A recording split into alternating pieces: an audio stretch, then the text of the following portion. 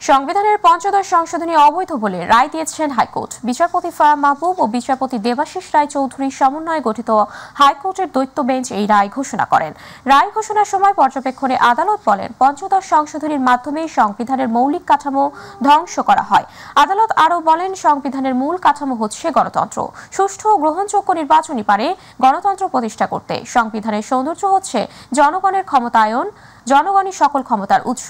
গত 4 ডিসেম্বর পঞ্চদশ সংশোধনীর বৈধতা চ্যালেঞ্জ করে করা দুটি রিটের শুনানি শেষ হয়। 2011 সালের 30 জুন সংবিধানের পঞ্চদশ সংশোধনীর মাধ্যমে তত্ত্বাবধায়ক সরকার বিধান বাতিল করে আওয়ামী লীগ। তত্ত্বাবধায়ক সরকার ব্যবস্থা বিষয়ক পঞ্চদশ সংশোধনী বাতিল করা হলো। তারপরে 7-এর খ ধারা যেগুলো পঞ্চদশ সংশোধনীর মাধ্যমে যুক্ত করা হয়েছে সেগুলোকে বাতিল করা হলো। তারপরে 44 ধারায় মৌলিক অধিকার বাস্তবায়নের ক্ষমতা যে কোনো আদালতকে দেওয়ার একটা বিধান যুক্ত করা হয়েছিল, সেটাকে বাতিল করা হয়েছে। তারপরে 142 অনুচ্ছেদ সংশোধন করে সংবিধান সংশোধনীর ক্ষেত্রে কিছু ধারার ক্ষেত্রে গণভোটের বিধান ছিল, সেই গণভোটের বিধানটা বাতিল করা হয়েছিল পঞ্চদশ সংশোধনীর মাধ্যমে। কাজেই সেটাকে বাতিল করা হয়েছে, যার ফলে সংবিধানের কিছু ধারা প্রস্তাবনা সহ এবং 142 ধারা সহ সংশোধনের ক্ষেত্রে গণভোটের বিধান ফিরে এসছে আজকের রায়ের ফলে। তত্ত্বাবধায়কের 13th অ্যামেন্ডমেন্টের জাজমেন্টের 2টা রেশিও কোর্টের সামনে 2টা ইস্যু ছিল। এক, তত্ত্বাবধায়ক সরকার বৈধ না অবৈধ। ওই পার্টে 4জন বললেন অবৈধ, 3জন বললেন বৈধ তত্ত্বাবধায়ক। এই একটা পার্ট। দ্বিতীয় পার্টে 7জনই বললেন পরবর্তী 2টি নির্বাচন তত্ত্বাবধায়কের আন্ডারে হবে। এই যে পরবর্তী 2টি নির্বাচন তত্ত্বাবধায়কের আগে আন্ডারে হবে, সেইটার আগেই আপনার যখন 15th অ্যামেন্ডমেন্ট নিয়ে চলে আসলো, তখন ওইটা ধরে নেওয়া হবে যে ওইটা দ্যাট ইজ ইন অ্যাবিয়েন্স। ওই জাজমেন্টের রেশিওটা এখনও অপারেটিভ আছে, কার্যকর আছে। অ্যাটলিস্ট আগামী 2টি নির্বাচন তো উইদাউট এনি অ্যাপেলেট ইন্টারভেনশনও লাগে না। That part is still valid. Review লাগে যে এটা অ্যাজ এ হোল যদি বৈধ বা অবৈধের ব্যাপার, অ্যাজ এ হোল বৈধ বা অবৈধের ব্যাপার নাম্বার 1। নাম্বার 2 হলো যে পরবর্তী 2টা না পার্মানেন্টলি এই সিস্টেমটা আমরা রাখবো। এই কারণেই হলো ওইটা রিভিউতে যাবে। এই রায়ের মাধ্যমে যে কর্তৃত্ববাদী সরকার প্রতিষ্ঠিত হয়েছিল, দুইভাবে কর্তৃত্ববাদী সরকার প্রতিষ্ঠিত হয়েছিল। একটা হলো ত্রয়োদশ সংশোধনী অর্থাৎ তত্ত্বাবধায়ক সরকার ব্যবস্থা বাতিলের মাধ্যমে যে দলীয় সরকারের অধীনে নির্বাচনের ব্যবস্থা নিশ্চিত করার মাধ্যমে যে কর্তৃত্ববাদী সরকার প্রতিষ্ঠিত হয়েছিল। আরেকভাবে প্রতিষ্ঠিত হয়েছিল আপনি যেটা বলেছেন 7 ক, যে সংবিধান সম্পর্কে কোনো রকম জনগণের আস্থা পরাহত করা এবং এই সংবিধান সম্পর্কে কোনো রকম সমালোচনা করা, এগুলো হলো কি সেডিশন, সেই রাষ্ট্রদ্রোহিতার অপরাধী যারা। পঞ্চদশ সংশোধনীর মাধ্যমে এমন কিছু পরিবর্তন আনা হয়েছে যেখানে সংবিধানের যে ফেব্রিক, এই ফেব্রিককে নষ্ট করে দেওয়া হয়েছে।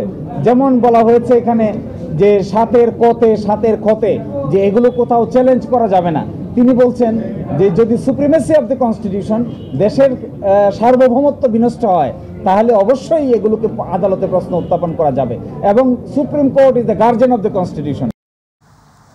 জুলাই আগস্টের গণহত্যা ও মানবতা বিরোধী অপরাধে জড়িত থাকার অভিযোগে দায়ের করা এক মামলার তদন্তের অগ্রগতি জানাতে আওয়ামী লীগের গ্রেপ্তার সাবেক মন্ত্রী, আমলা, বিচারপতি এবং রাজনীতিবিদ সহ 16 জনকে আন্তর্জাতিক অপরাধ ট্রাইব্যুনালে হাজির করা হয় আজ। পরে 16 আসামির পরবর্তী শুনানি 18 ফেব্রুয়ারি ধার্য করেন ট্রাইব্যুনাল। এদিকে শেখ হাসিনার বিরুদ্ধে তদন্ত শেষ করতে 2 মাস সময় দিয়েছেন ট্রাইব্যুনাল। আজ ট্রাইব্যুনালে গুম কমিশনের রিপোর্ট উপস্থাপন করে প্রসিকিউশন। রিপোর্টে গুমের ঘটনায় শেখ হাসিনার সম্পৃক্ততার প্রমাণ পাওয়া গেছে বলে জানান চিফ প্রসিকিউটর। এই সময় শেখ হাসিনার বিরুদ্ধে ইন্টারপোল রেড নোটিশ জারির অগ্রগতির বিষয়ে আইজিপির কাছে জানতে চান ট্রাইব্যুনাল। এছাড়া আওয়ামী লীগের সাধারণ সম্পাদক ওবায়দুল কাদের কিভাবে দেশ ছাড়লেন 15 দিনের মধ্যে পুলিশের কাছে ব্যাখ্যা চেয়েছেন ট্রাইব্যুনাল। এই বিষয়গুলোর ব্যাপারে আরো ফার্দার তদন্ত করব এবং অকাট্য রূপে আমরা আদালতের কাছে প্রমাণ করব যে গুম সংক্রান্ত যে অপরাধ, মানবতা বিরোধী অপরাধ, তার সাথে আমাদের এই ট্রাইব্যুনালের মামলার যারা জড়িত আসামি আছেন তাদের সম্পৃক্ততাগুলো অকাট্য রূপে প্রমাণ করার জন্য আমরা আরও নিজস্ব ব্যবস্থা গ্রহণ করব।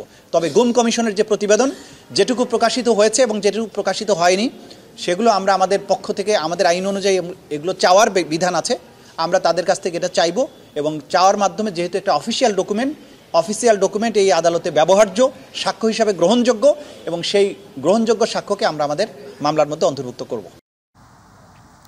বিডিআর হত্যাকাণ্ডে ন্যায় বিচার নিশ্চিতে আগামী 5 কার্যদিবসের মধ্যে কমিটি গঠন করা হবে বলে জানিয়েছেন স্বরাষ্ট্র উপদেষ্টা লেফটেন্যান্ট জেনারেল অবসরপ্রাপ্ত মোহাম্মদ জাহাঙ্গীর আলম চৌধুরী।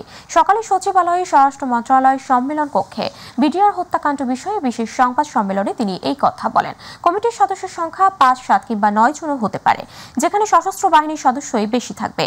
তিনি আরও বলেন, বিডিআর হত্যাকাণ্ডের পুনঃ তদন্ত এবং ন্যায় বিচার নিশ্চিতে অন্তর্বর্তী সরকার বদ্ধপরিকর। আমি সকলের অবগতির জন্য ঘোষণা করছি, বিডিআর হত্যাকাণ্ডের ন্যায় বিচার নিশ্চিতকরণে আগামী 5 কার্যদিবসের মধ্যে একটি তদন্ত কমিটি গঠন করা হবে। এই কমিটিতে থাকবেন হল অবসরপ্রাপ্ত বিচারক, সিভিল সার্ভিস, সশস্ত্র বাহিনী ও পুলিশের অবসরপ্রাপ্তদের নিয়ে গঠিত করা হইবে। সরকারি চাকরি সহ সব ক্ষেত্রে পুলিশ ভেরিফিকেশন তুলে দেওয়া হবে বলে জানিয়েছেন জনপ্রশাসন সংস্কার কমিশনের প্রধান আব্দুল মুঈদ চৌধুরী। সচিবালয়ে জনপ্রশাসন মন্ত্রণালয়ের সম্মেলন কক্ষে সচিবালয়ের বিটে কর্মরত সাংবাদিকদের সাথে মতবিনিময়কালে এই কথা বলেন। কমিশন প্রধান বলেন, পুলিশ ভেরিফিকেশন কোথাও থাকবে না, প্রত্যেক নাগরিকের পাসপোর্ট পাওয়ার অধিকার আছে। এছাড়া দলীয় ভিত্তিতে ক্যাডার পদে পদোন্নতি দেওয়া বিষয়ে কমিশন প্রধান বলেন, উপসচিব থেকে উপরের পদে পিএসসির পরীক্ষার মাধ্যমে পদোন্নতির সিদ্ধান্ত নেওয়া হবে, আর যে কোটা ছিল তা 50% করে রাখা হবে। প্রশাসন ক্যাডারে 50% এবং অন্যান্য ক্যাডারে 50%। চাকরিতে রিক্রুটমেন্টের ক্ষেত্রে তো এখানে একটা জিনিস আছে, চাকরিতে মানে রিক্রুটমেন্ট বিভিন্ন ব্যাপারে পুলিশ ভেরিফিকেশন একটা ম্যান্ডেটরি, এটা আমরা রিকমেন্ড করতেছি, এটা থাকবে না, কোথাও থাকবে না। আপনি নাগরিক পাসপোর্ট নেবেন, আপনার নাগরিক অধিকার, আপনাকে পুলিশ ভেরিফিকেশন কেন বলতে? ইংল্যান্ডে পাসপোর্টের জন্য অ্যাপ্লাই করলে পোস্ট অফিসে পাসপোর্ট চলে আসে। Why I am a citizen. এখন আমি পাসপোর্ট, আরেকটা জিনিস হলো, এটা অবশ্য আমাদের কমিশনের কিছু না, বাট আমার সবসময় অ্যাটিটিউড হইলো যে খারাপ কোনো লোক যদি দেশে আসে তো তারে ঢুকতে না দেওয়ার কারণ কি, বরং আমার ভিতরে আসলো আমার সুবিধা হলো। আর কেউ যদি বাইরে হয়ে যেতে চায়, গুড রিটেন্স অফ ব্যাড রাবিশ, চলে গেল, তো অসুবিধা কি? শেখ হাসিনা পালানোর পর কি ধরনের বাংলাদেশ পাওয়া যাবে তা মাথায় রেখে রাষ্ট্র সংস্কার 31 দফা তৈরি করা হয়েছে উল্লেখ করে বিএনপির স্থায়ী কমিটির সদস্য আমির খসরু মাহমুদ চৌধুরী বলেছেন, এককভাবে নয়, সংস্কার হবে জনগণের অংশগ্রহণের ভিত্তিতে জাতীয় সংসদে। আর জনমত তৈরি করতে রাষ্ট্র সংস্কার 31 দফাকে ব্যাপকভাবে জনগণের মাঝে প্রচার করার আহ্বান জানিয়েছেন বিএনপির অপর স্থায়ী কমিটির সদস্য ডাক্তার এজেড জাহিদ হোসেন। গণঅভ্যুত্থানে আহতদের আর্থিক সহায়তা প্রদান অনুষ্ঠানে তারা এসব কথা বলেন। ইউসুফ আলীর রিপোর্ট। জুলাই আগস্টে ছাত্র জনতার আন্দোলনে আহতদের আর্থিক সহায়তা দিতে বিএসএমইউতে আলোচনা সভার আয়োজন করে ডক্টরস অ্যাসোসিয়েশন অব বাংলাদেশ ডেব। সভায় বিএনপির স্থায়ী কমিটির সদস্য আমির খসরু মাহমুদ চৌধুরী বলেন, রাষ্ট্র মেরামতে যে কোনো সংস্কার জনগণের মতামতের ভিত্তিতে করতে হবে। শেখ হাসিনার 15 বছর নিপীড়ন, নির্যাতন, অত্যাচার, লুটপাট, প্রতিষ্ঠানগুলো ধ্বংস করার পরও বাংলাদেশ আজকে যেখানে দাঁড়িয়ে আছে সেটা হচ্ছে শহীদ প্রেসিডেন্ট জিয়া রহমান সাহেব যে ভিত্তিটি স্থাপন করেছিলেন। রিফর্ম করতে হবে রাজনীতিবিদদের, রিফর্ম হতে হবে সংসদে, রিফর্মের মালিকানা হচ্ছে জনগণের হাতে থাকতে হবে। আমরা কিছু লোক বসে এখানে কিছু রিফর্ম করে ফেলবো আর বাংলাদেশ 50 বছর এভাবে চলবে, এর থেকে ভুল ধারণার কিছু হতে পারে। সুতরাং বাংলাদেশের রিফর্ম হবে আগামী দিনে সংসদে জনগণের ম্যান্ডেট নিয়ে। 31 দফাকে সর্বস্তরের জনগণের দাবিতে পরিণত করতে গ্রাম থেকে গ্রামান্তরে পৌঁছাতে হবে বলে মনে করেন বিএনপির স্থায়ী কমিটির অপর সদস্য ডাক্তার এজেড জাহিদ হোসেন। 31 দফা সংস্কারের যে কর্মসূচি সেটিকে আমরা জনগণের মাঝে আরো ব্যাপকভাবে প্রচার করার জন্য আমাদের সুযোগ রয়েছে, জনমত গঠন করার জন্য আমাদের দায়িত্ব রয়েছে, সুযোগও রয়েছে। সেটি আপনারা সবাই পালন করবেন, তাহলেই দেখা যাবে 31 দফা রাষ্ট্র মেরামতের বা সংস্কারের যে কর্মসূচি তার পক্ষে জনমত আরো ব্যাপক হবে। পরে গণঅভ্যুত্থানে আহত বিএসএমইউতে চিকিৎসাধীনদের মাঝে আর্থিক সহায়তা প্রদান করা হয়। ইউসুফ আলী, মাই টিভি, ঢাকা। আজ 17 ডিসেম্বর খুলনা হানাদার মুক্ত দিবস। 1971 সালের 16 ডিসেম্বর বাঙালির বিজয় অর্জিত হলেও পাক বাহিনীর কবল থেকে খুলনা মুক্ত হয়েছিল 17 ডিসেম্বর। এই দিনে শিরোমণি এলাকায় মুক্তি সেনাদের কাছে 3000 পাক বাহিনী আত্মসমর্পণ করে। প্রতিনিধি শিশির রঞ্জন মল্লিকের রিপোর্ট জানাচ্ছেন আতিকুর রহমান তিতাস। মুক্তিবাহিনীর তুমুল আক্রমণে যশোর ক্যান্টনমেন্ট ছেড়ে 9 ডিসেম্বর নওয়াপাড়া হয়ে খুলনার দিকে আসে পাক হানাদার বাহিনী। ট্যাঙ্ক, কামান, সাজোয়াবহর আর গোলাবারুদ সহ খুলনার শিরোমণি, ইস্টার্ন গেট ও ফুলবাড়ি গেট এলাকায় ঘাঁটি স্থাপন করে তারা। একে একে তারা গোটা এলাকা দখল করে নিয়ে নির্যাতন চালায় সাধারণ মানুষের ওপর। নির্বিচারে গুলি করে মারতে থাকে নিরীহ বাঙালিদের। প্রাণ বাঁচাতে এলাকার মানুষ ঘরবাড়ি ফেলে চলে যায় পার্শ্ববর্তী ভৈরব নদীর ওপার।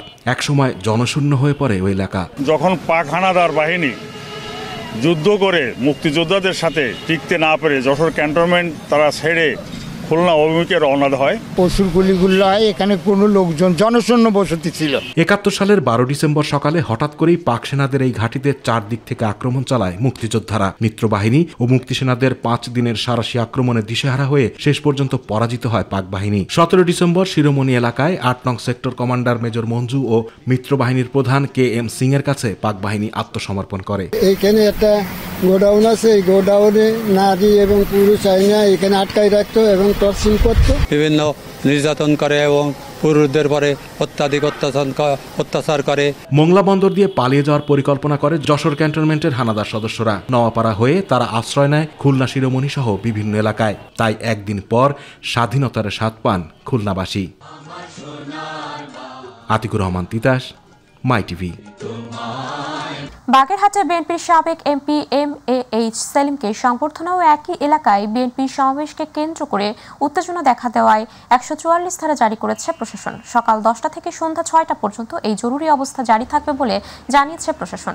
বেলা 2টায় জেলার কচুয়া উপজেলার গোয়ালমাঠ এলাকায় মাজেদা বেগম কৃষি প্রযুক্তি কলেজ ও বিশ্ববিদ্যালয় মাঠে বাগেরহাট 2 আসনের সাবেক এমপি ও জেলা বিএনপির সাবেক সভাপতি MAH সেলিমকে সংবর্ধনা ও একই সময় কচুয়া উপজেলা বিএনপির বিজয় সমাবেশ হওয়ার কথা ছিল। এদিকে একই এলাকায় পাশাপাশি দুই ভাইয়ের সমাবেশকে কেন্দ্র করে 144 ধারা জারি হওয়ায় বিএনপির তৃণমূলের নেতাকর্মীদের মধ্যে মিশ্র প্রতিক্রিয়া দেখা দিয়েছে।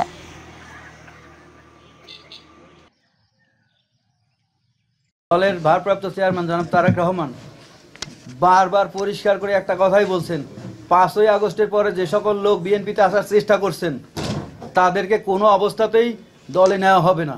আর দলে আমাদের ওই সব লোকের জায়গা নাই। আমাদের দলে বিগত 16 বছর যারা রাজনীতির মাঠে ছিলেন, আন্দোলন করেছেন, জেল খেটেছেন, তাদের মূল্যায়ন করবেন। এই কথাটি বারবার আমাদের ভারপ্রাপ্ত চেয়ারম্যান বলে আসছেন, আপনারা দেখে আসছেন।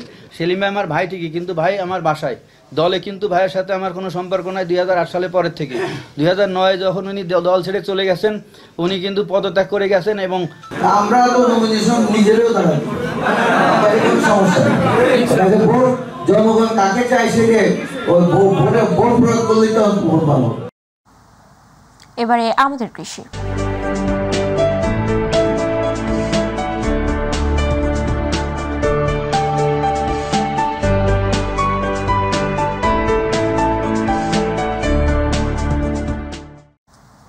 ব্রাহ্মণবাড়িয়ার আশুগঞ্জে দিন দিন জনপ্রিয় হয়ে উঠছে হাঁসের খাবার। খরচের তুলনায় ভালো লাভ হওয়ায় হাঁস পালনে ঝুঁকছেন খামারিরা।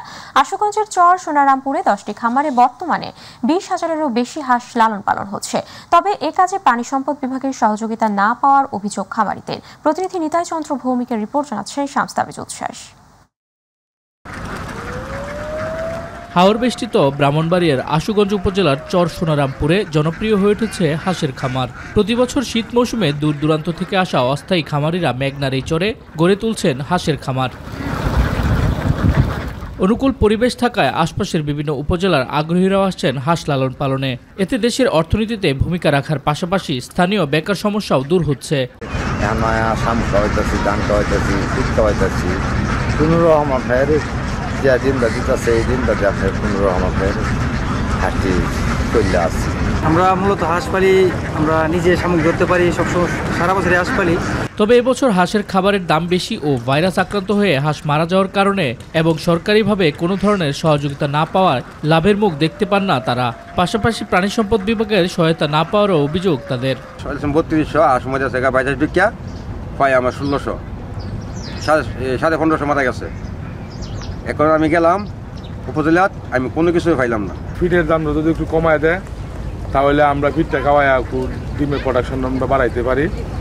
আর ফিটের দাম না কমাইলে আমরা পারতাম না, আমাদের লস হইতেছে। খামারিদের বিভিন্ন সমস্যার ব্যাপারে জানতে চাইলে আশুগঞ্জ উপজেলা প্রাণী সম্পদ কর্মকর্তা জানান তাদের কাছে পর্যাপ্ত ভ্যাকসিন রয়েছে। খামারিদের সব ধরনের সহযোগিতায় প্রস্তুত তারা। আমরা এখানে যত হাঁস লালন পালনকারী আছেন সবাইকে আন্তরিকভাবে সেবা দেওয়ার জন্য প্রস্তুত আছি। আপনারা যে কোনো সময়ে যে কোনো ধরনের অসুবিধা হোক আমাদের হাসপাতালের সাথে যোগাযোগ করবেন। আমরা সর্বোত্তম চেষ্টা করব সহযোগিতা দেওয়ার। দেশে হাঁস উৎপাদনে খামারের পরিধি বাড়াতে প্রশিক্ষণ ও সহজ শর্তে ঋণ সুবিধার দাবি খামারিদের। শামস তাবরিজ উচ্ছ্বাস, মাই টিভি নিউজ ডেস্ক।